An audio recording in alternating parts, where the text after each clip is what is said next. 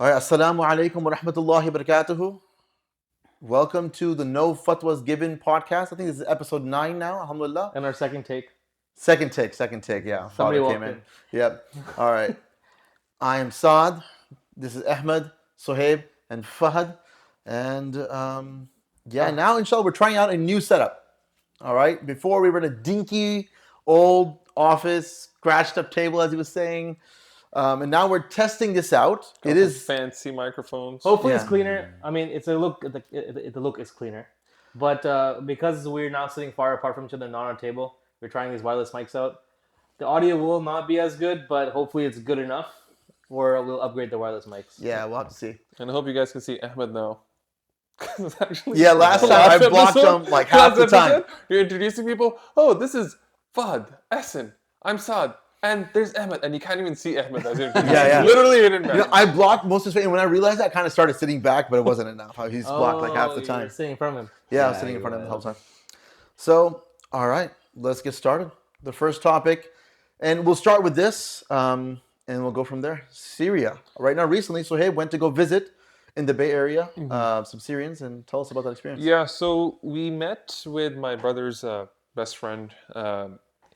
Him and his wife, they're both Syrian. And his wife, I think in particular, is from Aleppo, and her family is from there. And she was talking, we basically want to talk to her and be like, hey, you guys are really happy, you're celebrating all night, awesome. Well, we're getting a lot of mixed, feelings about what's happening in Syria. Please, shed light on what's going on. They're like, we are extremely ecstatic, super happy. And to understand some context, she shared some, a friend's wife shared some stories. And she said that this one day, I think this is back in the 70s or something like that, that a group of thugs from the secret police from Hafiz Al-Assad suddenly just came into the house and rounded up everyone, including the women. There's 6, 7 sisters, all of them, and took them all to a prison called Tatriz. It wasn't Sidnaya, it was another prison. They're all pretty bad. And they rounded them all up. And there was a grandfather who was a colonel in the army. He was technically more Baathist leaning, right? Whereas the rest of the family was more Ikhwani, of the Muslim Brotherhood, so to speak. But they weren't nefarious or anything. They were just normal citizens, teachers, this, that. Yeah. And so they just rounded them up. And this colonel who had some kind of authority or some kind of standing, he somehow managed to, over time, get his nieces out. Basically, all the sisters, he got the sisters out slowly by slowly, Oh, so bribing. they were in prison for a while. Yeah. But he got them out and got them out to Iraq somehow. And each sister, he needed to do some kind of a deal, lots of money, bribes, wine, all kinds of stuff he had to do to get the sisters out. The brothers, he could not get out. And so there was, I think, 3 uncles. One of them, I believe, was severely tortured and was whipped so much that some of the scars on his back were basically like fissures, and the skin could never grow back together. They're split open so far. They never, far. Approximated again. Yeah.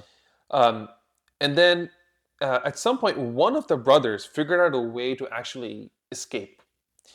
And the way it worked was, it was pretty movie-esque, actually. Essentially, there's a province, I think, called the Duma province. There's a particular province in Syria where everybody has weapons. Everybody carries guns, right? And so if people come from there, nobody is really suspicious as to why they have weapons. Okay, it's just a normal thing. And somehow they managed to call an ambulance. He was sick or something like that. They got an ambulance, and the ambulance was a couple of friends he made from that province who came, loaded with some guns and stuff. They came in an ambulance. To the prison. To the prison. And this uncle was about to go in the ambulance. Now, before he went, he asked his brother. He asked him, hey, do you want to come with me? We have a very solid chance of escaping. Come. But he says, no, I always wanted to be a shaheed. And this is my chance. And let me be. They're executing prisoners. I'll probably get executed soon. You should go. And subhanAllah, that's exactly what happened. He managed to escape. and he escaped. Once he left, I think he flew to UAE, and he was in the UAE This for is a in the long time. 70s. Yeah, in the 70s, 80s, something like that. He got to the UAE, and then in the UAE, he stayed there as a teacher, or resident scholar, or something like that. Just general stuff, nothing political. But afterwards, the Syrian government tried to. It wouldn't let you go, right? Because his story became pretty famous. It was a public news that this guy escaped out of this prison. How do you escape? And so over time, the Syrian government started contacting UAE, and they wanted to get him back. And the UAE, after some discussions, agreed. And now he was going to get taken out of UAE, And sent back to Syria. sent back to Syria, where he would probably go to prison and maybe get executed and made an example of. How many years later is this? I'm not sure. I think it's like a decade or so out. Oh, like he was in many years UAE for a later. while. Oh, I yeah. imagine his brother that was left, if they knew they were related, he must have got tortured to figure out what happened. Yeah, well, That's another we thing. don't know. Yeah. We don't know actually if that brother's still alive, technically. Yeah. Right, the one that stayed behind, Yeah, because he yeah. could have gotten executed by now. That's the most likely scenario. But my brother's friend's family was like, "Hey, we technically never got any records that he properly If died." he's still alive, I mean, depending on what age he got captured, he's probably like in his 60s or something like that. He's definitely old if he's still alive. Yeah. But because there were no formal records of his death, they still have some kernel of hope that he may Maybe be alive in one of the prisons. Who knows? I believe Yeah, they yeah. released a lot of prisoners, right? So I believe Yeah, they that's released what all the they've prisoners been in But, Sometimes Somalia. but imagine it's been 50 years. You probably don't even know how to get connected to. Yeah. He probably doesn't even know the internet exists. Depends on how long he's been Yeah, there. a lot Think of these about prisoners didn't even know Hafiz al-Assad was no longer even the president. Yeah, Yeah. yeah, Yeah. They don't know anything. They've been out of it. Imagine how much technology has changed from the 70s to now. It's just- yeah. So the one uncle who was in UAE now getting extradited back to Syria, he or his friend or brother, someone contacts a human rights organization. Forgetting which one it was, but they managed to get him to seek asylum in New Zealand Interesting. because he was now considered a political prisoner and stuff. And so he moved to New Zealand, and he's there till today. He's still there, and he's a teacher there. He's living his life. New Zealand. But I guess Yeah, he he's had in New Zealand. warning that they were going to agree to send him back, or they had already agreed, and he had this period of time before they arrested him. Like, I Could mean, be, I mean- I wish we could Yeah. actually interview them. I know, here, because but, but it makes you yeah. wonder, like you know, these people. Even you hear someone like Bassem Youssef, right? His whole thing, he's like, I knew the Egyptian army was going to come and take me. The government was going to come and take me. So he's like, I just grabbed my bag. So like basically, someone tipped him off, a friend of his. So I just grabbed my bag, grabbed my family, nothing, and we walked out the door to the airport, booked a flight to America, and left. It didn't look back. There was no time because they were going to take me to jail, basically, and then who knows There's what a lot of happened. stories like this where Yeah. you get tipped off and there is no time, right? You have Yeah. to leave immediately. So my guess is probably something like that. Yeah, and there was also other stories where I think there was some relative who was like a doctor. He was in Saudi, and then they were Saudi was trying to get him because they wanted scholars or something like that, and they were trying to get him from Syria to Saudi. But before they released him from prison in Syria, they injected him in some kind of poison. That poison over time just shrunk his heart, really destroyed his heart. So even though he was free, they still left him with some kind of poison, and which eventually killed him a few years afterwards. Yeah, I mean, this is interesting because the thing is, we heard a lot about it. We even like see news coming directly from Syria, and we see like Twitter posts, whatever, like stuff like people's experiences. But it's another thing to hearing somebody that you personally know, right? Yeah, Hearing and their story. I think what's important is I think a lot of us, because we've been focused on Palestine for the past 2 years, for sure, like a very intense way.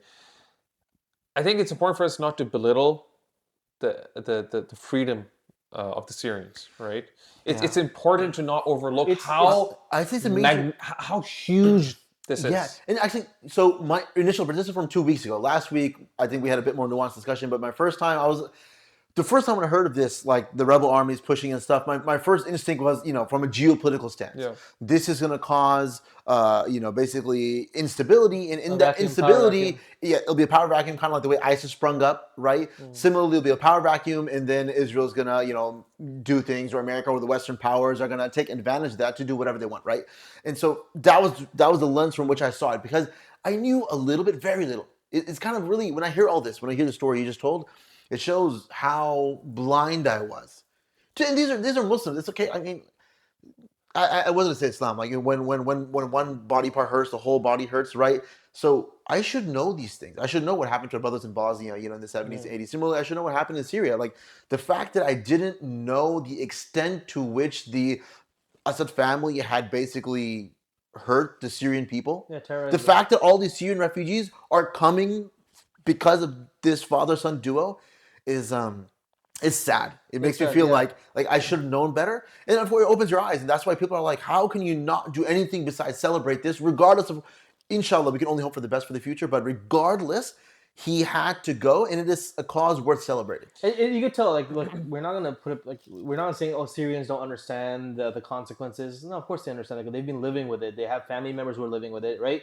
When the Syrians themselves are celebrating, despite what's happening in the aftermath with what's happening with Israel, or they're not blind to what might happen to their country now that there's a vacuum, right? Yet they're still celebrating, which means what has happened, it's a huge deal for them. We even saw, like, there's this local Golden Girl restaurant. It's a Syrian owned, right? We went in there and I was just like happy. Like, so you're happy, like, the Syrians got freedom, and he's like, oh man, mashallah, he was so happy. And then he showed us on the back he had the new Syrian flag The 3-star. with the 3-star, and underneath it said freedom. He was like very proud. I asked him for a liberty discount, freedom discount. He said no, there's no discount. Yeah, but But other he than mentioned that, he he was- mentioned something which I've heard from other places. Like I've heard this from certain Afghanis, even people Irani when the Shah was overthrown and stuff. Is he's like, but we're amongst the Syrians who fought. Yes. Yeah. We're not the ones who fled. We fought. We stayed and we fought. Which I've heard this from certain Afghani people, Syrian, Palestinians. I've heard this from many people who are refugees or families of refugees or something like that. They bring this up often, like we're the ones who stayed back and fought as long as we possibly could. As long as we could. Yeah. And we're not the ones who fled. And again, everyone's circumstance is different. I'm not saying the people who fled early or necessarily worse. Maybe they're, like I said, maybe their position was bad and their circumstances were such that they had to flee then versus now, right? Whatever it is.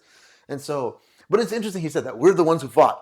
We're not those other people. We're the ones who there's fought. something beautiful about it because, like, what happened there in Syria shows, because everyone analyzes something, they say, oh, here are all the different forces, here's why these places will always stay unstable. But the Syrians, they showed that they have agency, right? Like, they kind of have some impact on their fate. You could say, oh, they're puppets of Syria, they're puppets of this. But at the end of the day, those were Syrians who fought, their own leadership. They defeated the army. The people who were in the Syrian army under Assad, they didn't decide not to fight for their own leader, right? There's a lot of Syrians, basically, who decided their own fate at that moment. So when they made that decision, they changed their fate. So it's not decided for them. Really, they do have power to make, whatever direction you want to take your country in. And that's a message that I think for a lot of people is sort of like, oh, Egypt was another case where they'll say, oh, we can never advance because of this, and we have this dictatorship and this history. Bangladesh. Yeah, Bangladesh, exactly, or Pakistan. Algerians did the same thing when they overthrew the French. Algerians did the same thing. Basically, like, it's just enough was enough, and they basically overthrew. And the it was French. really violent. It was really very bloody. violent. Yeah, a lot of people died. Yeah. We're talking tens of thousands. Maybe more than Surprisingly, that. this revolution was not that violent. It wasn't. Yeah, because a lot of time they He just fled. They fled, right? Right It's now, almost always a it good was sign, bloody previously. Yeah. It was Previously, bloody, leading up to right it, but I now, gotta say, like this. over the week, basically, once the news broke that the rebels have unified and now they're pushing onto something and then something before Aleppo and the Damascus, right? Yeah. They took over within a week. I think not even a week, like 5 days. Like it was It super was done fast. by the weekend. Yeah. Yeah. Speaking of direction they're going in, there was you guys know Dilly Hussein from Five Pillars, right? Yeah. He got there. He went there, and right now, and just went today he attended a press briefing.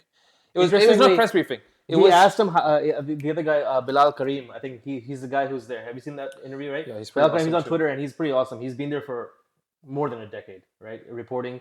He has, like, on-the-ground news, reporting from there. He asked him, like, so how did you get there? And he says, like, I got here somehow. I'm not going to reveal. Can't reveal my I secret. can't reveal how I got here, but I got But here. he had a meeting with Jolani, and there was also other media outlets like CNN, BBC, and a couple of other ones. They were all in this closed room, so it wasn't televised. But what he said is being publicized, and so Dilly Hussein reported from the meeting. He was there as part of Five Pillars, and he basically asked him a couple of questions, like, firstly, from a morality standpoint, what will the Syrian regime base their morality on, right? And he says it's going to be something that's very familiar to the Syrian people and their religion. And he didn't say specifically Islam, but he said it's going to be very familiar. It's going to be something they recognize, okay? Then he said, and a lot of reporters asked about this question, what are you going to do about Israel, right? And he basically said, we are not looking for any war with Israel right now. We're not looking for any war. We're going to build Syria. And so it's a Syria first, almost nationalist viewpoint, which in and of itself is fine. It's not The protected. only thing is, you just hope that this guy has a long-term vision that eventually we're going to do something for Palestine. And we know this from his previous statements, by the way. But they have so much of their own troubles, man. They do. But this is when we say far goal, we're talking like a decade plus out, man. This is not even near term. Yeah, Right, it yeah. has to be long-term. Yeah, That's it's very what he's long-term. saying is Very long. we're just going to focus on building Syria. And, Yeah. you know, for them, they basically, it's equivalent of liberating Palestine in a way. It's just not just Al-Aqsa, but the people, a vast group of people just got liberated from a tyrant, right? And they just need to focus on building their thing. And the other issue is technically Israel has them with like a chokehold, right? Because they've now occupied, they just keep occupying things, right? So now they occupied Mount Hermon, which is what, 30 tallest mountain. kilometers from Damascus? It's like within artillery range. You don't even need to send any airplanes to bomb Damascus, technically, if you're Israel. You can just lob artillery shells from the tallest mountain in the area onto Damascus. So it's like a check in chess terms. Yeah. Yeah, it's a pretty big deal. You know what's interesting from what you just said, because it reminds me a lot of the brothers and sisters in Gaza. Is this brother Diaz's uncle, basically, or no, Diaz's wife's uncle, right? Where the idea is, it's we say like so many people in Gaza, they're shaheed. They're happy to become shaheed, right? And that mindset was there. He's in prison. And this will lead us to another conversation we want to have, but he was in prison and he's like, you know what? I want my shahadat. And most people, they cling to life so strongly where you have a chance to get out of prison. You're being tortured, by the way. And he says, they might kill me soon, but he knows he's going to be tortured in the meantime. It's like he knew he's going to be tortured and he's hoping that he eventually might die at their hands so that he gets a shahadat death, right? Which is, it's just crazy to think about that they would even do that. And we're hearing similar stories coming out of Gaza today. And this was happening 30, 40, 50 years ago. And it shows that when Muslims are in these kind of situations, when there's no hope except Allah, their iman hits this peak, this amazing peak. It's See, amazing. that is a fear that they have of Muslims. Right? Somebody was telling me, a Syrian was telling me that the Assad regime, right? They would have ledgers, right? Ledgers for people who are coming to the mosque and praying, right? They're on a special list. I think I mentioned this before. Yeah, but this last and they had time, a yeah. special list for people at Fajr, right? Why? It's because they recognize, the evil people recognize what Islam is capable of, right? The other thing you recognize is, you could clearly see from like Israeli soldiers, right? They have PTSD, they're suffering, right? They don't even have like family members that died. They themselves, they didn't even die. They were just like shocked in the situation. They came back home, they had like immense PTSD. Then you see that famous Gaza guy video who's doing wudu, and he's like saying, "Mashallah, both my sons are shaheed." He's like, stop crying, man. What are you doing? Your sons have achieved shahadat, right? This is who we are. This is who the Muslims are, and this is not a one-off thing. You won't find one hero amongst the Muslims. You'll find thousands and thousands and thousands of people like this, and this comes straight from the Deen, because we have absolute certainty of our faith. And so when we are in these difficult situations, many people, that's what the Israelis are confused. Look, we're bombing the hell out of Gaza.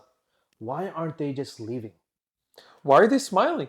You remember this guy, the grandfather of Reem, the He just passed away. soul of my soul. That guy, He just got passed away shaheed today. Yeah, he just got shaheed. He got shit. Well, you know And what? this guy, after his granddaughter died, of course, He was a shaheed. He's like a scholar, this man, apparently. I'm not sure if he's a scholar, but you could see videos of him just feeding cats, taking care of kids, going to children's hospitals in Gaza, and like being nice, just being a nice guy in general. Just beautiful soul. The Gaza strip's like 2 miles, right? And he just got killed. It's like Yeah, 2 mile it's like, strip. it's like 2 miles. 2 mile strip. They are bombing a 2 mile strip. I knew about that a long time ago, but then the other day I was traveling, and I was on a highway. 2 miles on a highway is nothing. Going 60 miles an hour, you hit it in 2 minutes. Yeah, Yeah. 2 I don't miles know is if it's nothing. 2 miles. I don't know if it's 2 miles. I think it's a 2 mile. I think Seems it's like a 2 little- miles. 20 kilometers, or what is it? How many I kilometers? think it's across? longer than 2 Probably miles. like 20 miles, I would 20 say. miles. Yeah, maybe. you I don't can't know. fit I 2 heard million was only people 20 in maybe. 2 miles. But even 20 is nothing. Yeah. Like it doesn't take long to cross 20. They've been bombing this entire strip for a long time, and but the people are so resilient and they're confused. 25 miles. 25 miles. 25 miles. Two makes miles. sense. You know what? Yeah, It's actually that's like an essential Maybe part. maybe of, width. That's maybe, long. Width, it's about 4 to 7.5, depending on where, and it's 25 miles long. But the idea is like the non-Muslims, they're confused. Why are these people leaving? What is keeping them here? It's a very strange thing when you're like, hey, we're like making your lives at risk and you're not leaving and you're smiling. It's very strange for them when they themselves are the attackers, the aggressors, and they're getting severe PTSD.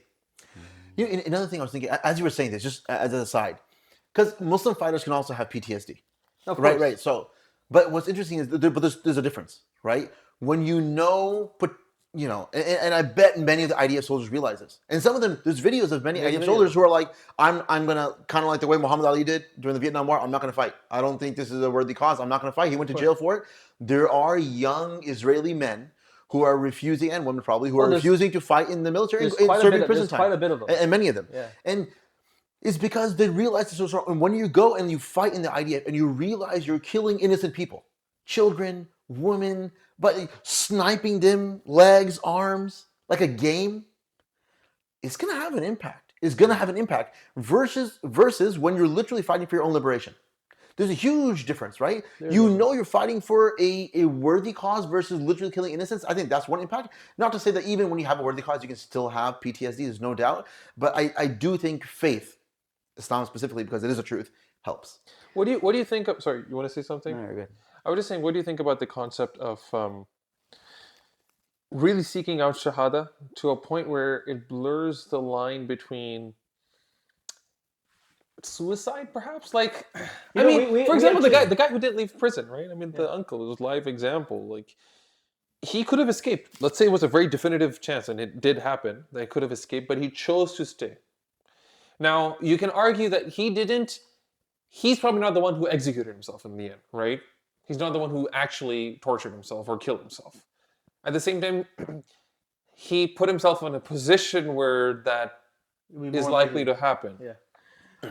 But the other example that you brought up, right, before when we brought this up in the halakha, because we were covering the ayahs, and we were covering the situation. But it was the same thing, right? What if a patient refuses medicine?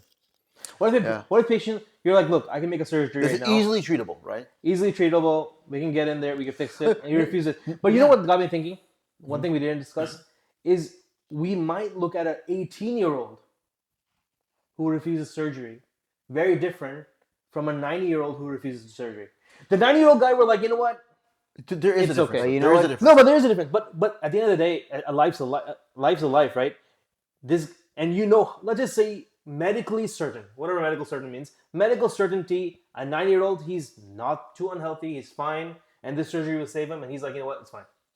Versus an 18-year-old, you'll be like, you'll all look at the 18-year-old, but the 9-year-old, you won't care, it's fine, it's his decision.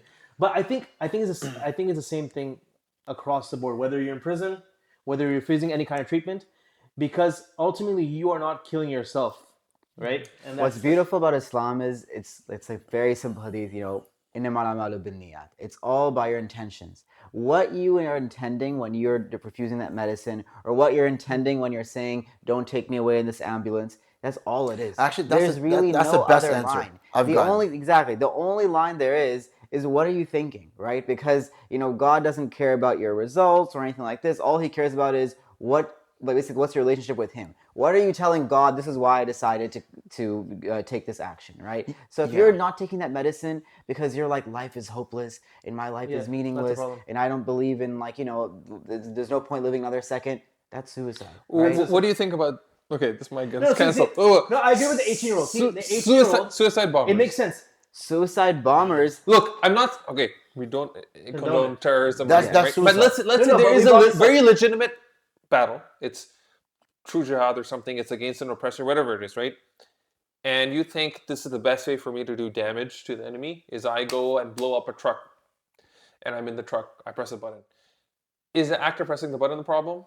What if his niyyah is? I think it's active pressing the button. I would say it's actually what they're, again, I don't condone it, but I would say it's actually what you're intending to do by it. When the Prophet sent someone to go and enter like a fortress or go assassinate someone, knowing that person would die, what do you call him, a suicide assassin? right? Him stabbing that person is basically leading almost soon to his death, No, so right? we- but the difference is But he's not when doing you're it going, himself. our big issue with suicide bombers, one of the major issues, like if you have like you're fighting a war and someone goes with a tank and they're like, I'm just gonna go enter into this fort and I'm gonna fight until I die. He's basically committing suicide while trying to maximize hurt. There is a But- difference. Or, for example, a kamikaze pilot, right? You have a Muslim who's flying a plane. He's like, I'm going to fly into this enemy cruiser and sink that cruiser. I think that in a way is So okay. I think No fatwas given. So, Yeah. so, No, yeah, so there's this not is- fatwas. No, but- again, we're not scholars, but I think personally, the kamikaze pilot example, I would say it's a no-go, right? Why not fight to the death? Like, look, because the thing is, there's many examples in the Sirah where it's a suicide mission. It's not a suicide. It's not a kamikaze. It's but a suicide mission with very high risk, but not 100% in risk. There's a Uhud, difference. in Uhud. No. But I'm saying, when you walk into wherever and you have some vest or a bomb on your person and you're going to click a button or cause it to explode when it's well within your vicinity, meaning like there's 0% chance of you living, right? You know you're gone. Meaning there's not even a chance you're held captive. There are events in Masira, for example, after the Battle of Uhud, right? There was a period where the Prophet Muhammad he sent kind of messengers and many of the scholars and stuff, many of the Hufaz, many of them were massacred around that time to different areas. And in one of those battles, there was these basically a massacre, a bunch of companions. Two of them had just left for a bit. They had gone for some reason. When they returned, they found their brothers massacred, the Muslims massacred the Sahaba there. And they're like, okay, now what do we do? And they saw the enemy. And they're like, now what do we do? Do we go back and report? Do we go and do we fight? Because we're amongst them and we want Shahada too. And so one of them decided, I'm going to go. I'm going to go fight. The other Sahabi joined him. And what happened is the one who wanted to go fight, and his reason was the same as this uncle here. His reason was actually the same. He's like, I want Shahada. My brother's got Shahada, basically. And he goes in and he dies. And the one who went in kind of joined him. He said, I'm not going to leave you alone. But his goal wasn't, he wasn't planning on getting, he didn't want to die right there. He was captured, right? So there's a difference. He was captured and then released to give the message. He was captured, yeah. And then he was released to give the message to the Prophet Muhammad, right? So I do think there's a massive difference between someone who's going into, oh my God, it's going to be 1 versus 20. I'll take 10 of them out. I'll probably die at the end. That's a big difference versus I'm going to go in, strap a bomb to my chest, and explode. No, but this is the thing is like even like during the battle when the Prophet escaped to the mountain, right? And one by one his companions, he had like 7 companions around him, I believe, and one by one he would send one back, and he would fight and he would die because they were chasing him, right? Quraysh. And then another one would be sent. Wait, you're the 4th one being sent. You're gonna die. Like, Wait, this was an Uhud. the chances of you dying is very high, but still the Prophet sent him. Yes. It was a suicide mission. Not only that, but we talk about Umar ibn Abdul Aziz, right? The Khalifa. And he said he refused to take... I think there was some, he had a poison, he drank a poison or something like that, and there was an antidote, and he refused it because he wanted to die a death of Shaheed. Shaheed, right. So, again, but the commonality in all these cases is that death was not a certainty that you inflicted upon yourself, right? There's another example in the Sirah, though, where during a battle, I forgot which one it was, one of the, I guess, I don't know if you want to call Sahabi or not, because he did die of suicide. He actually was in severe pain afterwards, and he took his own life, right? And when the Prophet ﷺ found out about that, he declared him suicide, right? He did not give him the blessing of the Shahada. He said he was not Shaheed. He actually committed suicide. That's literally euthanasia. Yeah. That's the definition. Euthanasia basically means you're a cancer patient, terrible pain. Your quality of life is basically 0. You're bedridden. You're super weak. You're just hurting all day. And you know you're going to die. Maybe it'll take 2 days, 3 days, an hour, a week, 2 months, who knows, but you're in pain the whole time. And the whole idea of euthanasia is you could then inject yourself with some kind of poison that would kill you more readily without as much pain. But there's a difference between euthanasia and the concept of double effect in palliative medicine, right? So in end-of-life care, when somebody becomes comfort care, for example, they have a lot of pain, you might give them pain meds to address their pain. But those same pain meds could technically cause respiratory depression, like make you less make your body not want oxygen as much, right? Yeah. So it decreases respiratory drive By a lot sometimes. by a lot. Depends on the dose, but yeah. But you're not giving them medicine to reduce their respiratory drive and kill them. You're giving them medicine to address their pain. And you're hoping that they survive still. And you're hoping they feel better. The intention is you're still hoping that they survive. Yeah, and that their pain gets better. No. This is end of life care. So you're not hoping to survive. You're hoping that they're not in pain. Yeah. Their pain gets better. It is. And in order to qualify for comfort care or hospice care, particularly at least in the United States of America, you have to have a life expectancy by a doctor, some board, something of less than 6 months or less. Yeah. And so that's iffy, but I understand the reason behind it, right? These people are in a lot of pain, and we're not trying to kill them. We're not trying to off them with medications. And We're trying to help their pain. Yes. But in the process of helping sometimes their they do pain, die. They do. the medicine may cause enough respiratory depression that they end up dying, right? But the purpose is to. That's how. But actually, it's different from euthanasia. that's why I like Ahmed's answer the best. Where innamal a'malu binniyat, right? So your actions are judged by your intention. So if I am going into, let's say, even during the Sahaba's time, right? If I'm going into a battle looking for shahadat, and I know a certain death because I'm walking into 20 people, I'm going to die, I'll take as many of them out as I can, right? Versus, oh my God, my life's miserable, my wife just divorced me, my father died recently, I'm so depressed, I'm just going to go off myself, basically. Again, it's all about intention. Two people doing the same thing from the outside, how valiant, who took out 10 people died, took out 10 people died. But one's goal was shahadat, as it was this uncle's, as was Muhammad, all these people, as was the Sahabi who ran in and fought, right? All their goals were shahadat, and they got it. And those whose goal wasn't shahadat, they didn't get it, right? And so I think, look, we're not scholars, and I would love to see what Yasir Qadhi's opinion or someone like that is on this matter, but it is a very interesting topic to think about. Another thing is like the main issue that actually they have like in Western media with suicide bombers is actually not the fact they're committing suicide.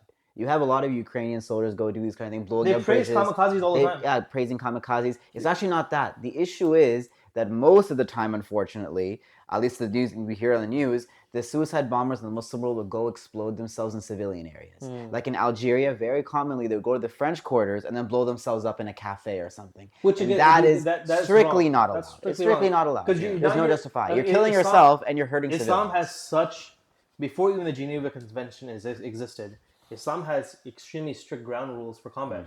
We're not allowed to kill, animals, destroy trees, women, children, the elderly, plus non-combatants. Right? If somebody's not fighting you, they're non-combatant. You're not allowed to fight them. What does that mean? You're fighting the army. You're fighting people who are out to hurt you as well. That's who you're fighting. So any of this nonsense, these kind of tactics of although now I think that whole thing, I think somebody eventually gave a fatwa against it, and I think, or something. So I think some ruling came out against it amongst these areas. Against what? Against these suicide. That's why they've stopped pretty much. No, there is no. Actually, I think it was almost unanimous amongst the scholars, or there might be fringe scholars who said it was okay, but they all said that suicide bombing from the beginning. is haram, because suicide is haram. From the beginning. Yeah. But they came out. The thing is, although they said from the beginning, a lot of these da'i and scholars said, look, yes, it's wrong, but they're trying to appeal to the Western audience, saying at least be in their mindset what they're going through. No, why would someone you do have that? to clarify the real that? danger that happened here is that a lot of the Muslim groups and even like the FLN or groups in Palestine, what they'll do is they'll make it really vague what a combatant is. They'll say, oh, any French person in Algeria is a colonizer. They're oppressing us. Therefore, all of their blood is halal. And that happens very commonly in these but I think all that has changed. They'll say only one blood. This debate happened on October 7th too, and I still stand by this, right? Where we understand that the Palestinian people are oppressed, and they're gonna try to have some sort of, they're gonna resist, right? That's the point, and we all acknowledge that. And that's what anyone with a brain would say. However, when innocents die, no matter who they are, when an elderly woman was taken captive, again, that's just wrong. Islam doesn't allow for that. You don't take an old woman captive like that necessarily, right? Yeah. And same thing, you don't take children captive, and similarly. So even if they do the same, and many people say, well, they have 2,000 of our young men, children, women in their prison, so they took 200, and they were hoping for an exchange. Look, I understand where they're coming from, but Islam has rules. And just because they commit atrocities doesn't mean we do the same. Exactly. Because Allah knows best. And there is an akhirah, right? And this is very important. When it comes to a Muslim, we always abide by Allah. We play the game by Allah's rules. We always follow the Sharia. We always follow the laws Allah has given, even when our enemy doesn't, and it seems to give them an advantage. That's actually the whole point of war rules. The whole point of war rules is you're fighting an enemy who wants to kill you, and you still are being moral and just with them. You're still thinking of God first. Because that's the whole point. There's a couple things. And Allah will be on your side. One, when you follow Allah's rules, even if it seems like those rules are giving you a disadvantage where you cannot capture their women and children and then offer a trade, a prisoner swap, it seems like a disadvantage that you can't do that, but Allah is on your side then. That's one. And two is, let's say, because they're using these nefarious means, you end up losing a battle, a war even, right? That's why the day of judgment, in my mind, especially as a young man, is so powerful. Because no matter what atrocities have been committed against you, there will be a day of judgment. And all those oppressors will be lined up and they will pay for their crimes in front of Allah, who's the most just. It's actually... it gives you a sense of peace. It gives you a great sense of peace. Yeah, because the objective is not to win by any means necessary. The objective is to do the best we can in this world. Within our framework. But still achieve the akhirah, because that is a real goal. Yeah, if you lose the afterlife, trying to achieve something in this world, you haven't really achieved anything at all. It's actually funny, like you have people like kind of saying like, oh, we're gonna go back in time. Like if you had Stalin as a baby or Hitler as a baby, what would you do to them, right? But honestly, like, these are things that they'll say like, oh, I would immediately kill them because, utilitarian. You can't kill baby Hitler. It doesn't matter what it is, right? Invincible. Because they're innocent, right? So no matter what, you can know everything they're about to do, and you can know it 100% certainty, you still can't kill the kid, right? And that's basically where Islam lies. So, Jolani, by the way, he didn't, as far as I've heard, did enforce these rules, Islamic war rules, and told people not to attack churches and places of worship, things like that. And he also, I listened to his khutbah that he gave at the Umayyad Mosque shortly after conquering Damascus. And in that khutbah, in the end, he did mention, hey, all the soldiers, I've been seeing you guys celebrating, but you guys are, shooting your weapons around a lot, like Hawaii fighting, like, shooting in the air. It's okay, we're celebrating, but we can't keep doing this, okay? We got to keep order in town. Please don't show your weapons everywhere. You can't keep doing it like this, all right? Yeah. From day one, he's like, okay, let's maintain order, let's calm down. Yeah. I sincerely hope, and I only saw a short clip of of him speaking with the BBC reporter. No, it was a CNN reporter, right? And he seemed composed. He seemed calm. He was speaking well. That short clip could have been propaganda. People say it's just propaganda. He's an Al-Qaeda, such and such. But I'm like, look, one, that was when he was young. People do change. People change drastically, right? And I sincerely hope that if he's going to be the new de facto leader until they have some sort of I don't think he's the leader. I think the leader of the government, they chose somebody from the older administration. Yeah, he's putting somebody from Prime Minister. Of course, blah, blah, blah. On that note, he is a U.S. recognized terrorist, and we as American citizens do not endorse him or support him. But we're just analyzing what's going on. On that front, the U.S. media is actually very kind to him. They are. Okay, and that's probably also one of the reasons why we're getting this whole narrative of him changing, which I think he genuinely has. But this is why CNN is covering him. All the media outlets. I think actually Daniel Hagikachu made a comparison. It puts you on edge, He made a comparison. Listen, how nice they're being to him. He made a comparison between the coverage of Yahya Sinwar and Jilani. And he looked at every single media outlet. And the coverage was just way better. It's always like giving him a chance. Jilani, he'll give him a chance. He's moderate, this, that. And Yahya Sinwar, he comes from a terror nexus. Evil, this, that. And I'm like, dude. It's crazy. It's crazy. Yeah. And what's interesting is, this man is still young. This Jilani guy seems like, I'm not sure how old he is, but he's 40. probably... He's 40. Is he 40? I thought he was late 30s. I keep saying you're 40 or not. Okay. He's 42. He looks late 30s. Unless he's dyeing his hair. He's not a single white hair on his body. He's 42. He's 42? Okay.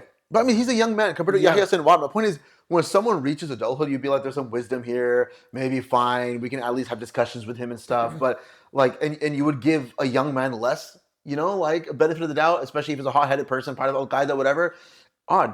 I didn't know that. According to Islamically, you're fully adult after 40. Like, you reached the... Your youth is gone. You're not considered youth anymore, actually, officially. You're not considered youth anymore after 40. So, he's an adult. Yeah.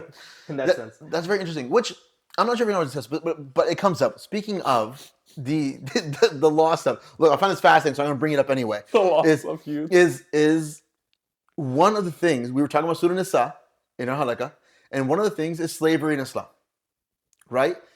One of the interesting things, and I just want to bring this because I thought it was very fascinating. Okay, so I want to. This will be a short monologue. Forgive me, but a couple things. They like So discovering slavery. no, because it came up a lot. It came up in a halakha, and then it's for some reason it's all over. Like several things I've discussed or seen in the recent few days Muslim has been Lantern, you related, all related. Yeah, Muslim Lantern gave a thing on this. There's It's an the ex-Muslim. algorithm. It's called the Google What? algorithm. Someone's listening to me, but yeah, it's fascinating. And the idea is this: yes, is slavery allowed in Islam? Technically, yes. In Islam, you could potentially own another human being, sell them, trade them. It's true. But now let's take one step back. Just really like briefly. Christianity, by the way. In Yeah, no. Judaism. For most of the time until recently. There's no need to okay. justify. No. It's just allowed. That's Sure, it. no. Yeah. No, but here's the thing, though. But I want to caveat that because it is not the slavery you see in the Gladiator movie. It's not the slavery you saw in the United States, which was actually one of the worst forms of slavery ever. What was done by the colonies in the United States of America. No, in Islam, just to give you a simple thing, if I have a slave, let's say I have a slave. Here, Ahmed's my slave. If I'm wearing Armani, Gucci, and I'm eating caviar for breakfast, he will wear Armani and Gucci and wear caviar for breakfast. And he's my slave. If I have a slave boy, slave girl, slave woman, slave man, it does not matter.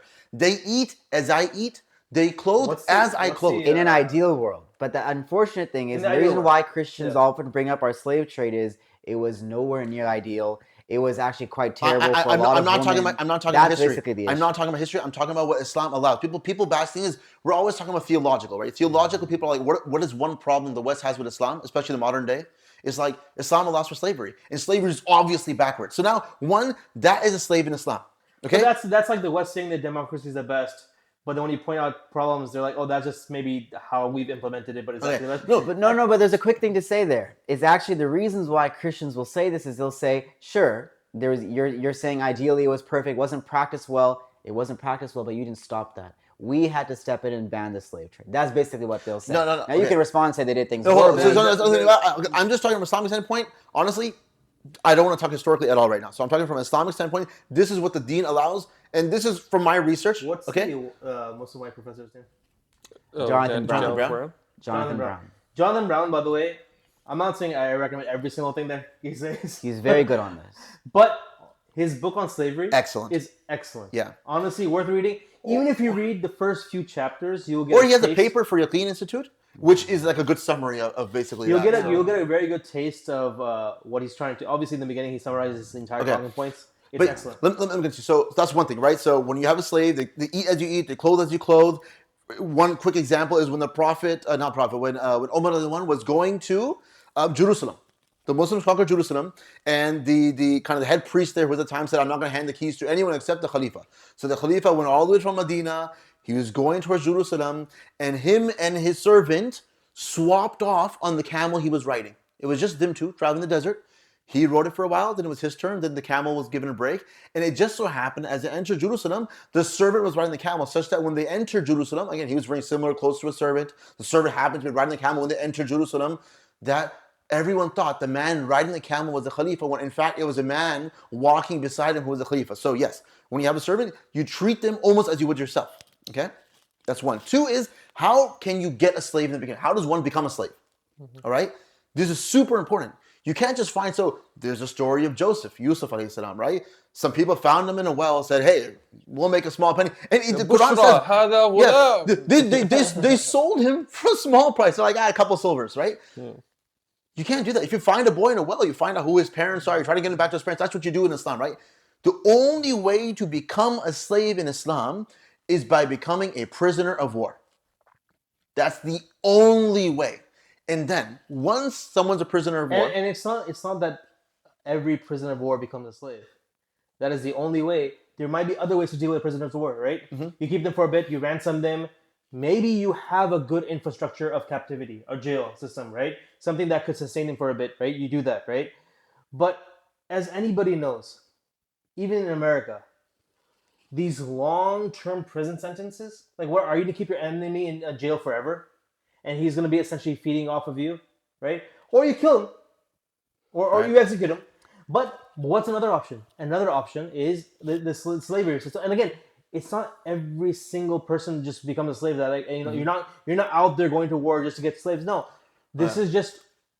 And What another is thing it- is actually what slavery was so different than what we think, because like let people say, like, if you brought Aristotle to modern day and he saw an employee working in like an office, he would probably consider that to be slavery, because slavery at the time was very much that you wanted to basically have a living, so you'd become a slave of someone. And actually there's cases of like people in Yemen and different fairly recent, like a few centuries ago, saying we want to be a slave of a certain lord because that affords us protection, it gives us a living, it gives us a lot of benefits. So for many people, it was actually like the incentives were aligned that you actually would rather be a slave than be free. Interestingly, though, if you think about what is a slave, right? A slave is somebody who has a slightly different social status than a free person. That's essentially what it is, right? A free person has certain rights, a slave has certain rights, right? That's essentially what it comes down to. There's rights. Now, if you think about it, if you think about right differences, does everybody in America have the same rights? No. There's citizens, there's green card holders, there's non-citizens, there's illegals that are purposely brought here and they have a completely separate status.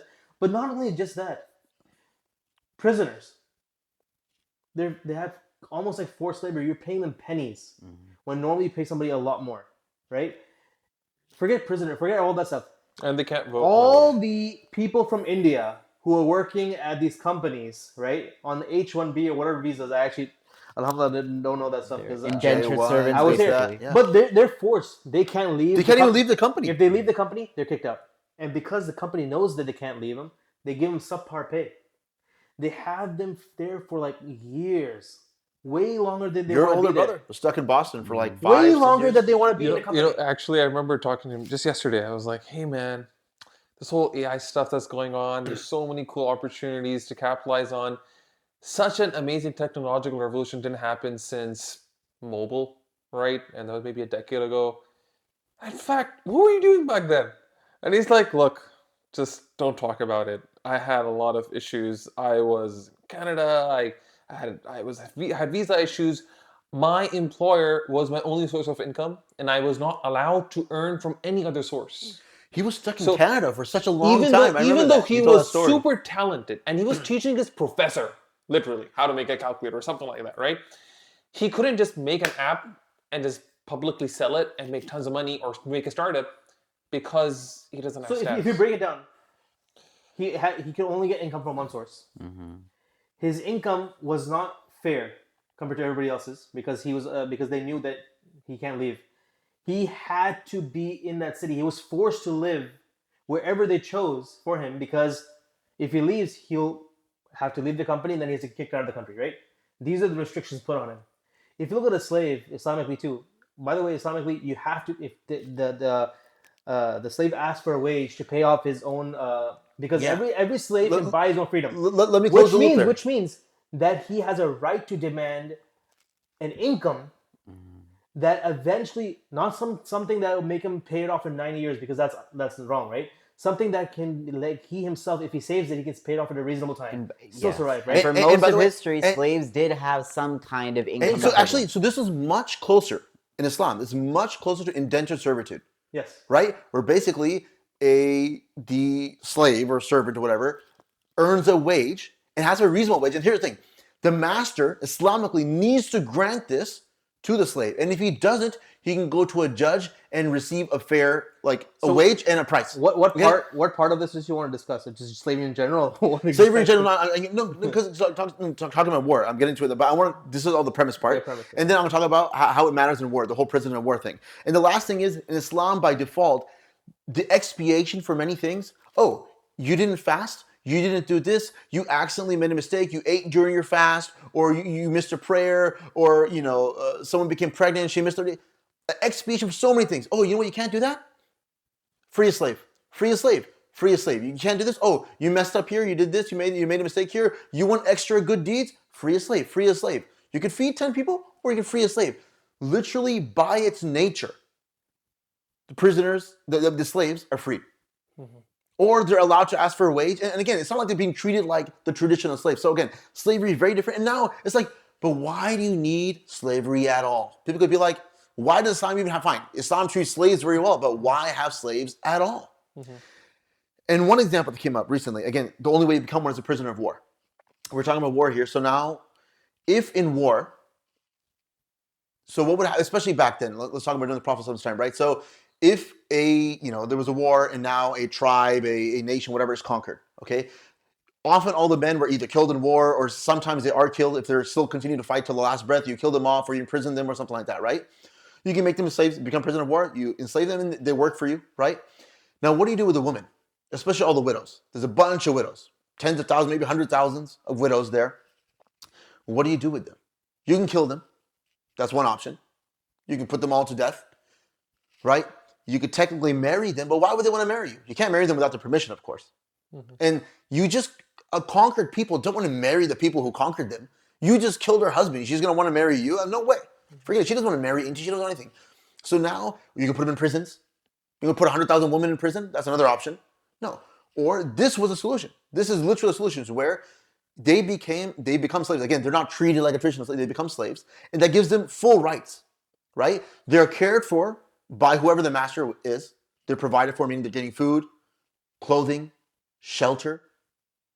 And they have to work in return. There's no doubt. Mm-hmm. The slave has to do the work the master asks. That's reasonable of them. And right? Legal rights also, because it's very important. The first, Islam gets a lot of credit for this. The first civil law system was actually Islam, where you had courts which were independent of government. You had a court that anyone could go to, and that court is not controlled by the king. It's an independent government ruling by Sharia law. Mm-hmm. A slave could go to court. And a slave could go to court. Yes, even a slave could sue his master, right? Or someone could see a slave being mistreated and say this person is mistreating his slave, and he could sue them. If you hurt your slave, that's amazing. Actually, by the way, if you hurt your slave, someone sees, I think this happens in the Prophet, someone like whip or something to the slave or hurt the slave, hit the slave, instantly freed. Instantly freed. If you hurt your slave, instantly freed. Yeah. Simple as that. And then we talk about now, it goes to the next thing. It's like, okay, fine. Another thing is like, this is another part of it. You know whipping a slave, but it's just a slave. I think there was one incident where somebody was whipping his donkey, right? Too much, right? And overworking him, overburdening him. And I think the Prophet freed the donkey from the owner. He said, "This is injustice. What you're doing, right?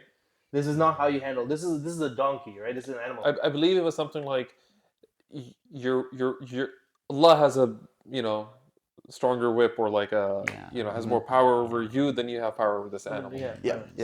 And I think about slavery is actually, it was to the extent where slaves had so much freedom, so many rights, that often they would become political factions in Muslim places, where they took over Egypt, they took over the Janissaries were the most powerful faction until the Ottomans had to basically en masse massacre them all. Same thing, Seljuks, the Turks, which later the Ottomans came after them. These were all slave soldiers who became the dominant political You know what faction. it is? Why is this the case? Because again, this comes back to the faith, right? Everything comes back to the faith.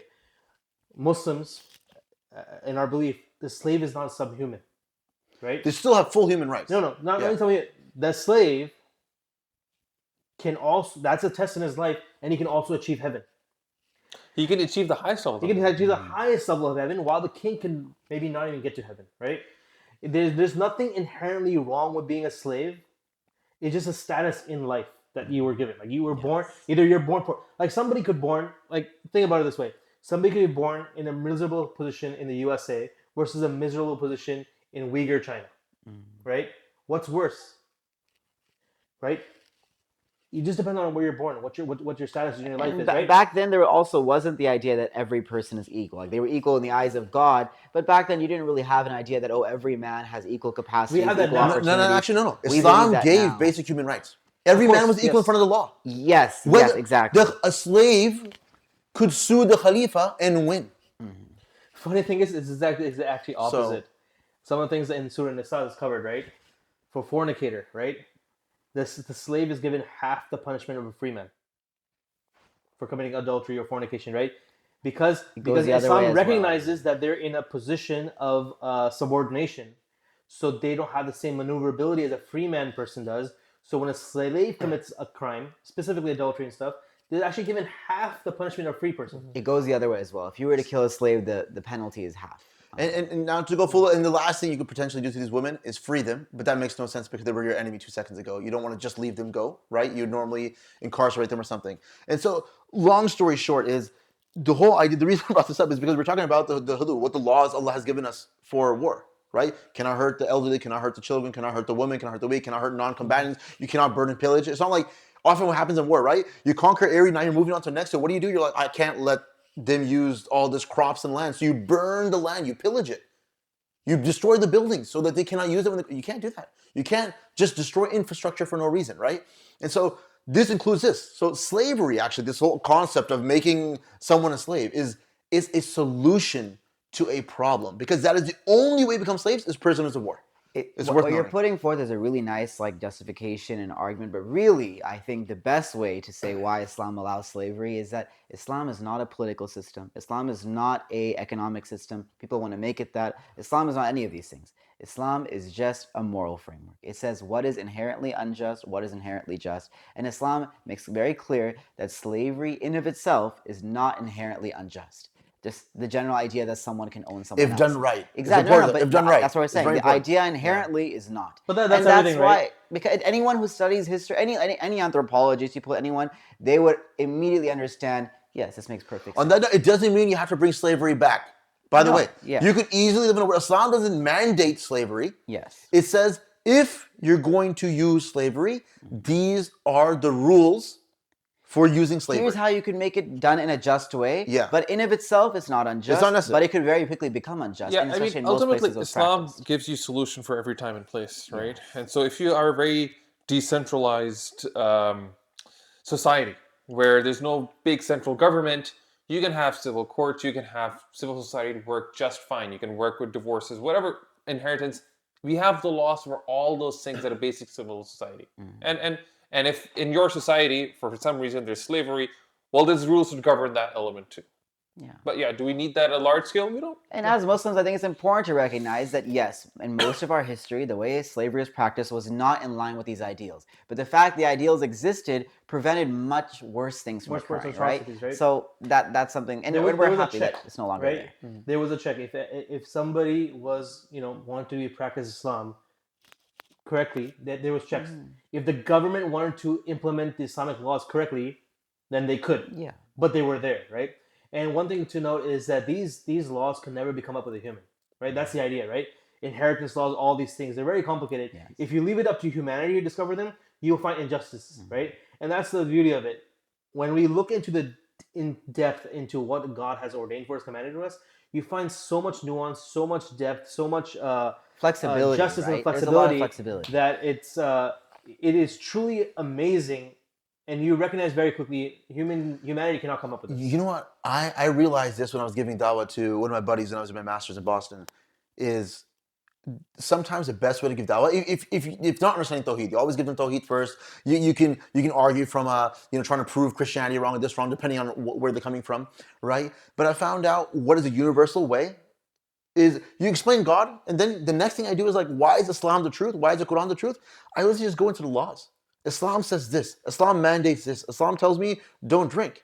And I tell you why that makes so much sense to me. Islam tells me do this, do that. And there's certain things in Islam I don't know why Allah said yes or no, and you just do them because God says so. But there's many things that Allah did explain the wisdom, or the Prophet Muhammad ﷺ explained the wisdom, or the wisdom is obvious to us. And when you see that, and when we realize Allah's wisdom, some of them we won't realize Allah's wisdom. Allah knows best. But sometimes when you do see Allah's wisdom, or He explains His wisdom, it's kind of mind-blowing. Yeah. And one thing with Christianity, right? Christianity says after Jesus left, like the Holy Spirit is supposed to come and provide guidance, direct guidance to all Christians, right? It's so funny because one of the biggest things in the West, everybody says 50% divorce rate, probably higher now. I don't know what the number is, but like divorce is such a huge thing, especially in this country with the way the laws are set up. You lose your children, you get into this whole battle where you're losing thousands and tens of thousands to lawyer fees. Alimony. Now the guy can't get married again because how is he going to get married again? Like, how is he going to have enough for his second marriage? Financially neutered. He got financially neutered. And the woman is miserable, and they're both fighting for the children. And if the woman gets children, right? Now she's stuck with children. Nobody wants to marry her. Because she's with children. It is such absolute chaos. And so I was just curious. I was like, you know what? What does Christianity say?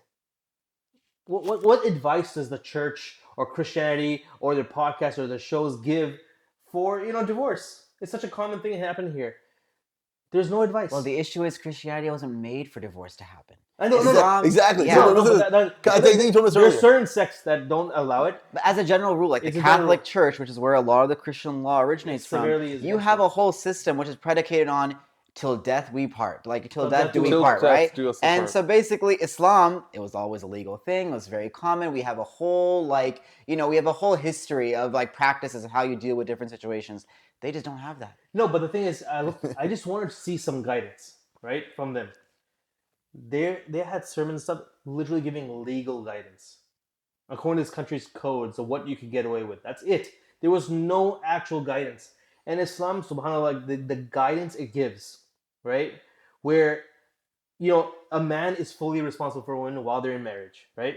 When they split, the kid should go to the man, right? Ideally, of course, there's a lot of nuance where if the kid is weaning, he's like still breastfeeding. It's a big topic you're talking about. It's very Huge slow. topic, but It's yeah. a huge thing. Yeah. But there's so much guidance here. I don't want to go too deep in it, but there's so much guidance in Islam which just does not exist elsewhere. That's the main point. It is. Well, actually, I would imagine, and I think Jewish law there is. I think they allow it. Do they allow divorce? And I would imagine they have a lot of tradition behind that. It's just Christianity's, unfortunately, they never allowed it. So how are you gonna have a legal tradition? Oh, one thing I did want to mention. I heard this on a radio show. It was the most ridiculous thing I've ever heard in my life. It was a Christian radio. The fornication thingy? Yes. Yeah. They basically said, like, look, adultery is extremely bad sin, right? It is so bad.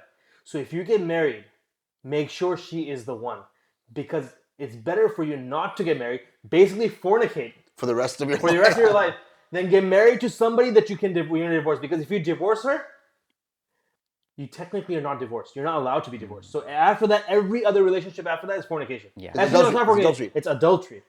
So, The lesser of two evils is to just continue the lesser of fornicating. two But evils didn't fornication, so continue Didn't they fornicating. abolish It the is law? insane. I mean, why is that a... No, in Catholicism and stuff like that, it's still there. Some laws still elements there. It's like a private Yeah. thing they're saying, Yeah. It is actually pretty Well, insane. I want to do just a topic shift, right? I think this is the second time doing this, but I want to talk about recently what I saw is Sora and AI in general, but Sora AI like video generation. And it was, okay, some aspects of it are really good, some is really bad, like when it does human things and they're showing like when you're showing a giraffe or any animal, like a four-legged animal move, like the leg that's supposed to be in front and back just keeps flip-flopping. I mean, there's obviously some issues here, but it's incredible, especially if you make it through animation type stuff, like, cartoons and things that we don't expect to have perfectly normal human fluidity in animation, real life physics, because it doesn't get physics right often. But when it's a cartoon or a computer or animation or 3D graphics, you can get away with a lot, and it does it fantastically. And it does it relatively quickly. It's pretty cool. What's the use case? I would say for people who want to do small clips. So let's say What are the use cases? Deep fakes. Deep fakes, and like, see, that's what's crazy, because right now already there's so much misinformation, right? Most people don't do the due diligence. People show images of stuff happening. There's no due diligence happening, right? But then somebody out there with a brain, he right clicks on it, does a Google search, find out this image is from 20 years ago or 10 years ago, and he's like, oh, hey, there's like one comment deep into the comments of oh my god, that hey, this is from 2006, right? With pictures and images that are real, you can still do that because they were taken at a certain date. With AI, you don't need a picture. You can just generate a new one. Yeah. It has never existed before. So how are you going to right-click and find if it existed before? You know what? It's like a callback, basically, but this is actually really interesting just legally, because if you think about it, Islamic law was created at a time when you did not have photos, you did not have recordings, you did not have fingerprint evidence, you had none of this. And so the whole thing is designed around witness testimony. And that's what we're going to end up going back to. Yes. Because now, if AI can that forge... is a really strong If point. AI actually, can, we're regressing. Well, as far as I'm that regressing, goes. but it I think actually we're- shows the perfection of our law in that now that we cannot rely on these new innovations, the law will go back to where it once was, where all you can rely upon, the only thing which Is a you could trusted witness. is exactly Yeah. witness testimony. Totally. Because you can't trust videos anymore. Someone could create an AI that could generate a new iron, all sorts of things, right? The infinite. If it gets really good in the Timeless. The future, law is it's timeless. timeless. But the law now holds again, where for a while the courts have relied on evidence for everything. We're going to go back to witness testimony. How can you That's trust really evidence? that is fascinating. That is very interesting. and, Think about it that way. and that's Yeah. how we get the news, right? Like the guy on the ground news guy, right? There's so many things people say about Syria. His testimony, right? The Syrian guy at the restaurant, right? those to me are far more reliable than CNN or anybody else, which are essentially reporting on news from other sources, and they're just reporting the reported news. I mean, it's not exactly so AI bad. related, but yes, you know. By the way, the entire Bible, by the it's way, witness testimony, right? The New I am believing Testament this guy because is witness Oh, yes, testimony. yes. it's a witness testimony, Technically. right? That's what it is. The New Testament, the entire New Testament is essentially witness testimony. It's people, these authors who witness the disciples of Jesus or whatever do things, and they're just writing down What do you Hadith What do as you well. hope from this? from the AI and stuff. Yeah. No, what do you hope from like let's say like video AI, the Sora stuff? No, but I'm saying but I'm saying AI in general. So it's not just this, but AI's video capabilities, not just generation necessarily. But I'm saying AI in general. That's really cool. I can say one thing you can do today with it would be. I'm thinking about those people who like physics videos at Veritasium and people like that who are doing videos, or Mark Rober, and they want little animations to show B-roll. blah blah blah. B-roll. It's great It could B-roll. be amazing B-roll. It'll transition from one thing to another, and it could do it No, fantastically. you're saying what's the use cases right now? That's What do the use you case. hope from it? I just think it's really cool. I personally probably won't be using it. I hope for movies. You can have entire movies just prompted. Right? So You can what just prompt I whatever you hope want. for is the Muslim world is so bad at creating good content. For kids. like us. type it. Look at us. I just had an idea. No. They're so bad. Like you see children's TV shows and stuff like that. It's such great stuff. Like super simple songs of that. Muslims don't have it. Omar Hana is one thing. The Muslim was the other one. I'm the best Muslim. I'm the best Muslim. That's These so are- good. I'm So the good. best The Muslim. voiceovers is terrible, I'm but the the animation quality. I'm hoping these AI tools allow Muslims to create good content. You know, actually, what's really beautiful also is, one issue is like, the movie industry. You really, if you ever think about it, how would you have a movie industry in like an ideal Islamic society? It's almost impossible to arrange these actors and actresses. I thought about that a But lot. you know I what's know. really interesting Yeah. is with AI, and this is like a fatwa thing, right? But like, if the lady is AI generated, she's a halal. because basically, like the issue is, let's say you have a hijabi lady. I would disagree because manga, most people would call haram because of the fan service. No. What we're talking about is, let's say, like an ideal Muslim country, you had a fully hijab lady, like, I don't know, she could be wearing a niqab, but she's still sitting there in front of a guy for long hours recording things. You could have a hijabi lady AI generated doing some sort of movie with an AI generated guy. I don't know. See, That- if it that gets seems really like the only way good, to do this. you guys might not see our faces anymore. I would just put like different heads on each of us. We just deep fake all of us with some All of AI us in face. some random places. No, but you know We what's cool? use AI for our shorts, by the way. Speaking of, when GPT-4o was first announced, they had this whole thing about all the things it could do. Recently, on my phone, because I'm paying for it, I pay for ChatGPT. Anyway, I'm a premium whatever thingy. You can chat with it, right? You can use different voices and it can have a conversation with you, which has been getting better. But recently, on the voice thing, you could actually now open up your camera. I never Allow the tried it. feature. I saw that thing. Did you try it? Yeah, I did. So this was last night. I just pointed the camera. I was bouncing my son on a bouncer, and I pointed at him. I'm like, "What do you see?" It's like, I see a young, cute child who is lying on a thing, and he has a blanket on him. It looks like he's getting ready for sleep. And I'm like, "Okay, what is he lying on?" It's a bouncer. It looks like that's a bouncer. I'm like, "What do you see?" And I just pointed to the hall. It looks like there's some boxes in the hall. There's this, and I'm like, so I just opened up my chessboard or whatever it was. It's like, what is that in the corner? It looks like it's a box for maybe a company called Chess Up, whatever. It just recognizes these things. That's awesome. And then, I was like, do you record anything? Do you retain anything? What's the privacy like? And then I pointed at my wife. She's like, oh, get away from me. First thing you'd point with I this did it. thing, Well, that's recording all your data, by the way. It's not recording. Training its Yes. model on your data. It's training it. You It's point not. it to your It's baby. not. By the way, now if you generate a kid, he'll look more like your kid than ever did before because now it knows. because Your now, kid's now Yeah. in the feed. But anyway, I was looking at it, and then you know what else could do? You could share your screen. So I was making notes about something, and I was sharing my screen with it. So the thing, instead You of can share your screen? You can share your screen, Oh, your wow. actual screen with it. And I went on like Google Keep, and I was making notes, and I said, "What do you think?" I just said, "What do you think?" And it says, "Oh, you're talking about the Lion King. That's interesting." Or this. I'm like, what notes do you think? Like, I want to talk to about this in my podcast or whatever it is. What do you think is interesting about this topic? And it's like, I think this, and it's just reading off my screen. I didn't even tell it. I'm just making notes. I'm telling you, what is good point points for point 1 and 2? And That's it just tells me. amazing. And I'm like, dude, that's a fantastic AI assistant. Funny and it thing blew is- my mind.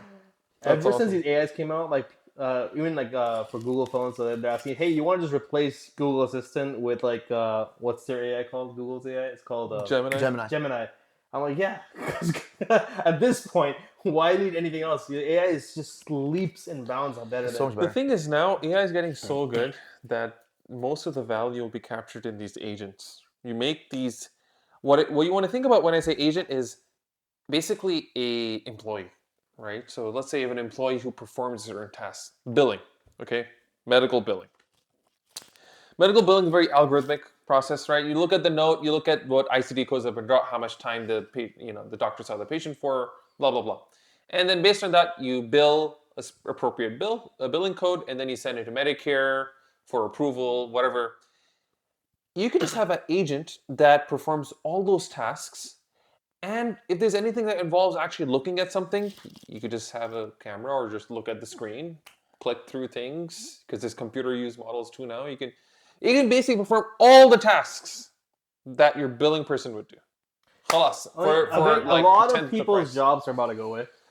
Yeah. But you know what? I just thought of But it'll this. make new jobs, as always. This is going back to something Islamic, but like I just thought about this right now. It's so interesting. The actual revolution that happened. It's a very deep thing to think about. Again, I'm not going too philosophically deep on He's this, saying I'm really deep, you know. but it's something deep. Fatwa after If you fatwa. think about it, when Adam and the Son was created, and the angels asked him, Really went far back. yes, again, why did you create him? And what did Allah say? He pointed to Adam, and Adam was able to say words. He was able to describe things. The names of give things. names of things. Now this takes me back to AI. For the longest time, we've been programming algorithms and putting all this stuff. Like even like Tesla removed like thousands of lines of code for their vision system, and just now go back to this like basic AI system because it's just better. And what actually had caused a breakthrough for AI is essentially just understanding human language.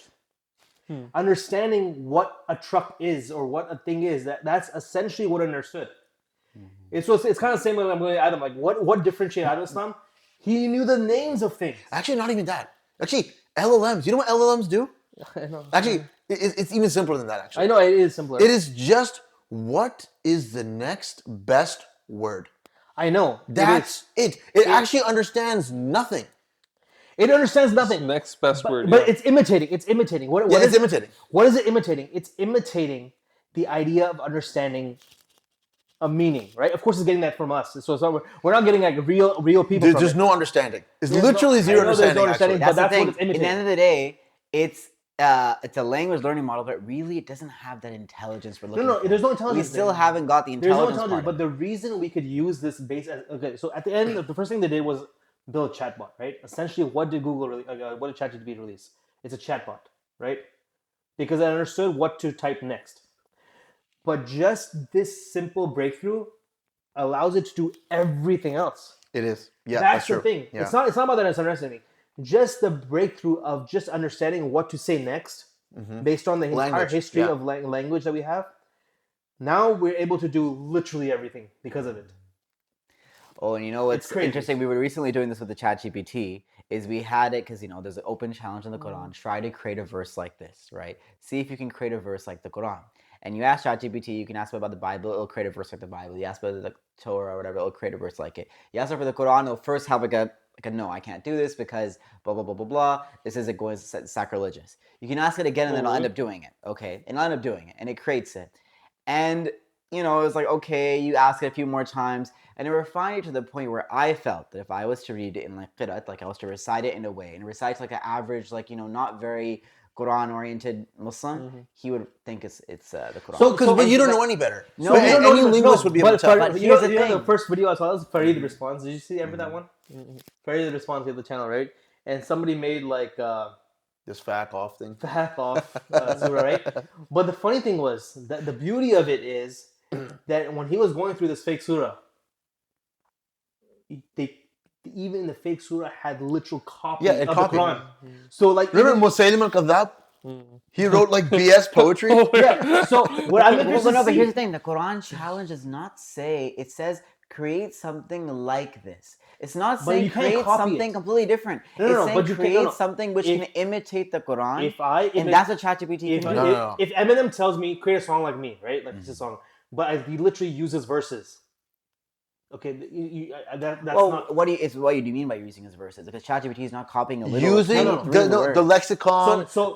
Allah thing, like Alladina, the way Allah talks. So this fact off thing that this guy made said, look, I read no, back in the in the Quran. fact off- He literally used like No, sentence he- structure Allah uses. No, not even. He but I used think a verse. there's also I mean I've listened to Mohammad Hijab and others about this issue, right? And they talk about how it's also about profundity. Exactly. It's also about how profound the actual verse is or the meaning is. And if you look at even the shortest surahs, like in Surah Qul Kawthar, huwallahu ahad or something. Yeah, exactly. very profound, extremely profound. And so often, most of the times, these copycats aren't able to have as much depth. They can't have both. The other thing is, as you mentioned, linguistically, they end up copying a lot of the language elements of the Quran itself. So I hear you. It's just something but ultimately. it's two things. I One take Muslim was the like, challenge. yeah, film, wama adraka ma feel, like what a feel. Yeah, It's very so about this terrible. elephant. It's It might random. it might sound like it, but it's absolute gibberish. Yeah. Right. So that's a beautiful thing. In the Quran, literally has an entire tax code, but it reads beautifully. But it's tax code. Yeah. Yes, It's inheritance Like code. imagine writing like a pass of the Constitution like that. You could. Imagine writing your sister gets half, and then this person gets this much, and this.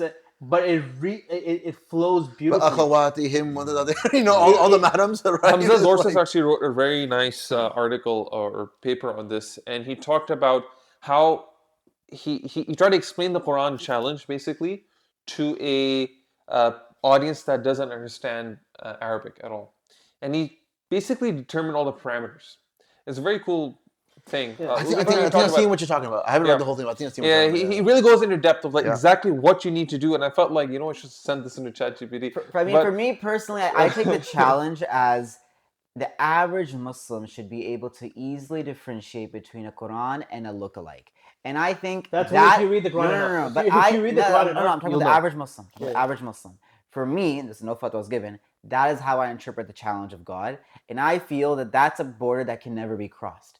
Right? I don't think that ever can be crossed. What do you But basically, that I you're believe for me the semi-familiar with the challenge Quran, is the average would Muslim. know I'm it's talking about the average Muslim, not an educated Muslim. The average Muslim should be able to tell the difference between the Quran and the non-Quran. Because look, Why is the average Here's why. Muslim the arbiter? That's not true. Here's That's not why. true. I disagree with you. And here's the reason why. One is a divine word of God, which Allah says is a message to all humans. Any human, that's justice, that any human should be able to arrive at the conclusion that this is God's word. Yeah, but right? in Yes, the Quran it but- also says But first. why are you limiting the criteria? Just I'm completely blind to everything. Two people say a verse to me, now I should be able to differentiate. No, but in the Quran, I in believe the the Quran. average Muslim. That listen, is personally about the average nowhere. Muslim. This There's is a lot nowhere. of ways to listen. verify. I think I'm thinking about this. One second. Yeah, In the you're Quran, Allah subhanahu wa ta'ala says, "Fas'alu ahla dhikri in kuntum la ta'lamun." Like, ask the people of knowledge if you don't know. Right? So we can't put the bar at the average Muslim level. It has to be the people who ought I to disagree know. with you because here's why. The message of Islam is to every person. The message of Islam is that even if you're like, let's say, the lowest IQ or the highest IQ person on the planet, Yes, but you should be able to Are you recognize saying- independently and verify what the truth is. Yes, Yeah. but why Independent. are you limiting the investigation to just what it hears like? Why not read it? Why not see like, No, hey, that's what give I'm me saying. the I'm whole saying all. Quran? You could do everything. Yes, I'm saying but they if should you be do able everything- to if No, you- tell the I difference. disagree because look, everyone should be able to do basic math. Okay, Right? But not so- everyone has to be able to do calculus. So you're saying if you can't do calculus, then you cannot do any math at all. Your math is pointless. No. The thing is, I think the average Muslim should be able to assume that the Quran that's in front of them is the true Quran. And then, yes, now when someone messes up, there's a printing error, you can give it to a Hafid who has a good memorization of the Quran, and you can go through and be like, whoa. No, but it's not. This that, is like, wrong. The challenge. Also, the challenge isn't necessarily pointed to just you. The challenge is ask whoever you can for help. The best poets among them. Ask anyone for help. Yeah. Right. It's a very public thing. Right. It's not just an individual thing. It's a very public thing. So for that, you're going to have to look out for people like, hey, do you understand the Quran fully? Do you understand its language? Okay, this is a potential challenge. It's something that I'm trying to do to break the challenge. What do you think? So you have to go to somebody. Look, if I ask some guy as who's far a as- non-musician and say like, "Hey, make a verse like Eminem," and he's like, "Oh, I did it," I did it. and Yeah. it's a subjective opinion, and every single musician is like, "No, you haven't." Like, what are you talking about? Why should I trust a person who doesn't know anything you about must video really games? like End of the day, Eminem. what someone will tell you, what someone will Eminem's tell the you. only rapper. Look, the thing is, we do not believe that is an empty challenge. We believe God is very, like, a basically serious challenge, consciousness challenge. And what someone will say to you is, if you a Muslim will raise the bar every single time someone makes a lookalike, It's not then raising a bar. no, but the thing It's is, been the same bar. I think we can keep it very simple, and the challenge will still always be there. Basically, that the divine word is infinitely unique. There is nothing that can ever be like it because it's the word of God. Yeah. You can never create a lookalike that's like course. it. And so, in the end of the day, I don't think it's like, oh, someone will create a verse, we say, oh, it's not complex enough, not deep enough, not this enough. I think on average, you should be able to distinguish between the two of them. That for me is a challenge. Now, if you're going to say, oh, only these experts who are already Muslims, who already know everything, they can tell the difference.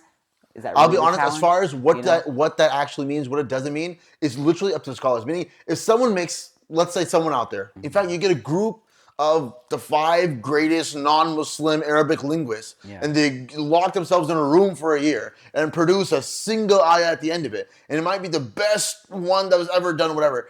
It's like, then a body of scholars will come together and be like, did he actually beat the challenge? And the fact that Allah made it, Allah says you will never be able to, Exactly. the answer is probably no. But Not probably. No, probably No. 100%. no, You have to 100%. say 100%. 100% no. But the point is, the scholars will sit together, and I bet they could analyze it in such a way and be like, no. That's what we're all saying. No, but We're that's saying the end Yeah, of the no, day. yeah, then we're in agreement. We're in It's agreement. the you know Yusuf Estes, right? I remember this is like a long time ago. Turkey, Alhamdulillah, has changed, and I've been to Turkey recently. I think it's amazing. But a long time ago, I'm saying like more than 20 years ago, I remember him telling a famous story that he went to Turkey. He's surrounded by all these people, right? And he's signing his he wrote, I think he just wrote Bismillah or something like that, right? Or I think he wrote his name in Arabic. And they thought he was writing the Quran. Or something like that. Either he wrote Bismillah and he thought it was his name, or he wrote his name in Arabic and then he thought he was writing the Quran. If somebody doesn't know the difference between the two, then that's on them. Yeah. Right? Yeah. He wrote his name in Arabic and they thought he was writing the Quran. Like, okay, that's just because you guys don't know any better. Like, ignorance. Why should I use your standard? You're completely ignorant to this situation. So, but there's levels. But in general, I think we're in agreement, just saying different ways. But it's been a long podcast already.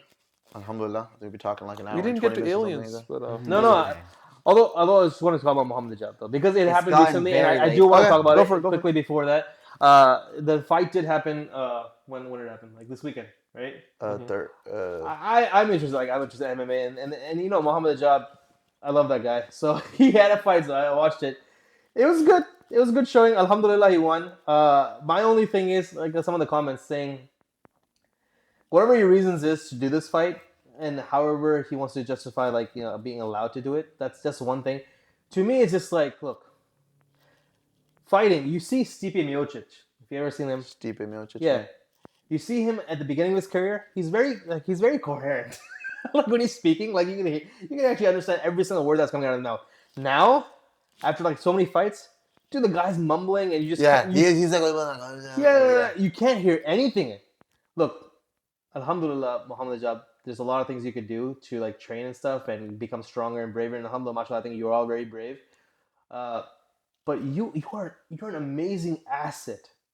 You're an amazing asset. You don't want a concussion. Dude, the amount of Hail Marys the guy was going for, straight up. He was dodging really well. His mind is the asset, right? If Khabib becomes an MMA fighter, that's fine. That's his way of serving. We don't need you to become an MMA fighter, okay? You have a lot of awesome But Muhammad Ali achieved a lot.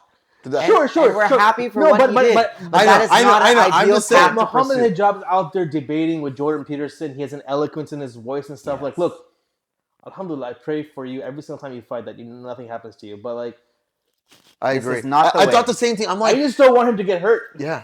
Why is his brain so close to like a flying fist? Let's just. No, but it's the same idea. It's like someone's a neurosurgeon or an ophthalmologist or something who's doing really fine work, and then he's gonna go and start boxing or do bare knuckle fighting. It's like you're asking for a problem. You're not going to be able to do surgery the same way tomorrow because you broke a finger, right? He challenged Ben Shapiro by the way. He did at the end. He's like, I want to do a challenge. It's not the challenge you guys are expecting. No, I think that's an excellent example. That's an excellent example. Funny. If, let's say, we had a world-renowned Muslim neurosurgeon, right? And he was world-renowned because he was so technical with his hands. It doesn't matter what the situation called for. You wouldn't encourage him to do boxing, even if it's building up his strength, his character in some other ways. Or combat. Or If there's a jihad situation. Yeah, You don't want that guy on the front. You don't line. want the guy in the And in front. fact, actually, the hadith are very clear about this in terms of priority. Which, if Muhammad Hijab's confused over which one to prioritize, the ink of the scholar is worth more than the blood of the martyr. Okay, you're not even going near Shaheed here.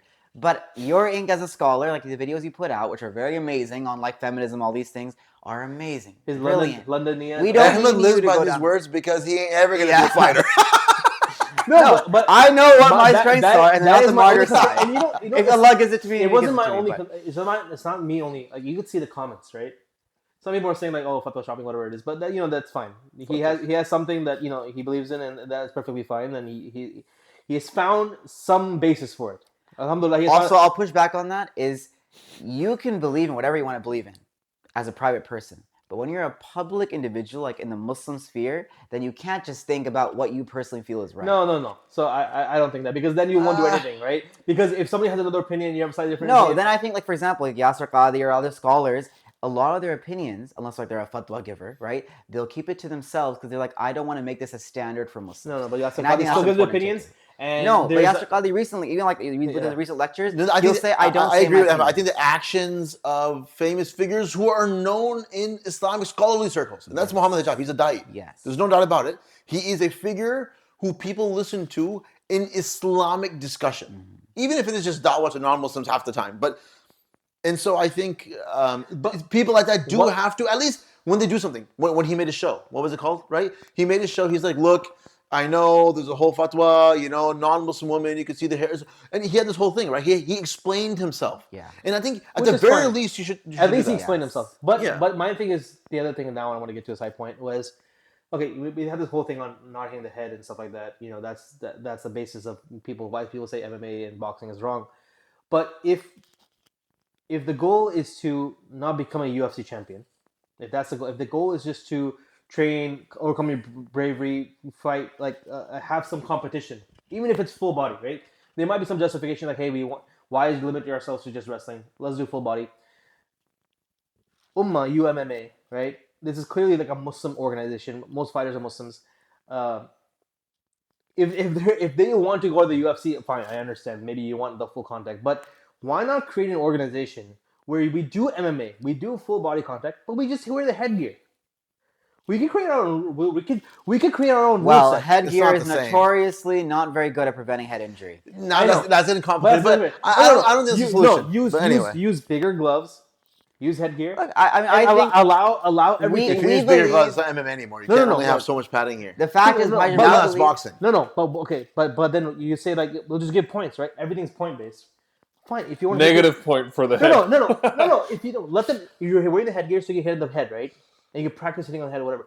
Give points for that. But why do we want knockouts? I mean, I think a very Because- simple thing no, is because- Muhammad Hijab justification is he's doing this for some kind of manliness, courage sake. And the fact is, Something there's you no couldn't one, relate to. there's no one who's more manly and courageous than the Prophet, and he did not do MMA.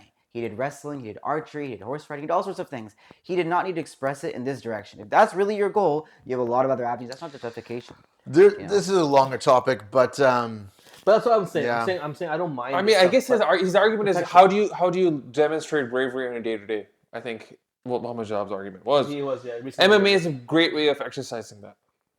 He's not going for jihad. Is it a great so way to speak, exercise right? that, though, really? Because, I mean... yeah, but then Like, on a day-to-day, but let's we're say behind that's you. fine. Actually, I don't this think is what Faraz Zahabi said when he was You interviewed. don't I don't know who's bravery interviewed. until Whose it's podcast was he on? demonstrated in the Faraz field Zahabi? of Mohammad Hijab, battle. I think it's talking Mohammad Hijab. Maybe Mohammed Hijab, somebody else. But, Yes, but but there's many he other mentioned, he's fields. like, look, how else do you find out who's the best or how else do you become a good fighter without actually fighting? Right. Right? And so sparring, basically what you just said is basically sparring. Look. Basically, you're saying sparring, but that's why sparring is not the real thing because No. you're holding yourself it's back. the same thing. Look, back then, the Arabs, they were sword fighting. But you wouldn't sword fight with actual swords going full force because in a practice session, somebody could get his hand cut off. Yeah, you probably Yeah, just stick to but practice isn't where all the bravery is. The bravery is when now you have real weapons No. that are actually going to kill you. But tell me, And you go and fight And that is demonstrate. No, that tell is me. why gladiator bites are haram. Why? Let me just explain the fine line there. And actually, scholars have said the route, like I believe the consensus opinion is that in training purposes, you can hit each other in the face. Like you can do that for training purposes. But when you're fighting like this, when you're like, oh, it's a real test, it's a real This war. pay-per-view. First of all, this is not a real war. There is actually no It's need a to do this. gladiator. This There's is a purely pay-per-view. leisure. This is a gladiator fight. This is When not we're bravery. we're watching for entertainment, argument. and they're Fair risking their bodies. That's what's happening here, and that's completely unacceptable. I just want to end on this mostly. I want to give props to Mohammad Hijab though.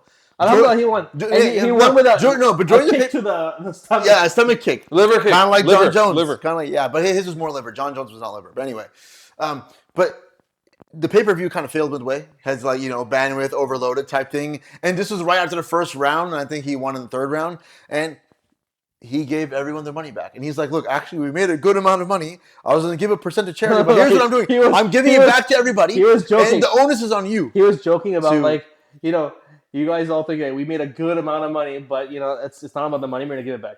He was joking about how much he made. Who knows how much he made? But and then he's like, look, but please gave you it donate. back. You donate as you see fit. You donate because we were going to give a percentage of it to charity as it was. I think Jordan. But I mean, but good on him. And you know what he brought up during it, and I think it's always awesome to bring Islam in this. It's like Islam says if you don't fulfill your contract, I mean the contract was what?